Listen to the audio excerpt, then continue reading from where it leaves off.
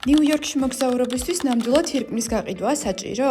გიზიარებთ ჩემს პირად გამოცდილებას. რეალური ხარჯები 10 დღეში. ვიზის მოსაკრებელი $185. ავიაბილეთები საშუალოდ $1000-1300 დაგიჯდებათ.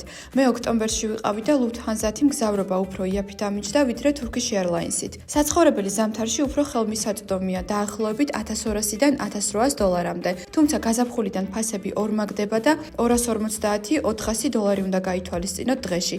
ჩემი რჩევაა ბიუჯეტური მოგზაურობისთვის აირჩიოთ ან Long Island City, ან Downtown Brooklyn-ი. ტრანსპორტს რაც შეეხება მეტროში ერთი გზა $2.90 და 10 დღეში საშუალოდ $90 დაგჭირდებათ. კვებისთვის კი $500 და $700-მდე უნდა გაითვალისწინოთ. ჯამში ყველაფერი $2800-დან იწყება. ბევრმა მკითხა ღირდა თუ არა ეს ხარჯი. ჩემი პასუხია კი. ამერიკაში ნასწავლი დისციპლინა და ის კონტაქტები, რაც TechCrunch-ზე და Startup World Cup-ზე მივიღეთ, იმაზე ბევრად მეტია, ვიდრე უბრალოდ მოგზაურობა. თქვენი აზრით, ღირს ეს გამოცდილება ამ ფასად?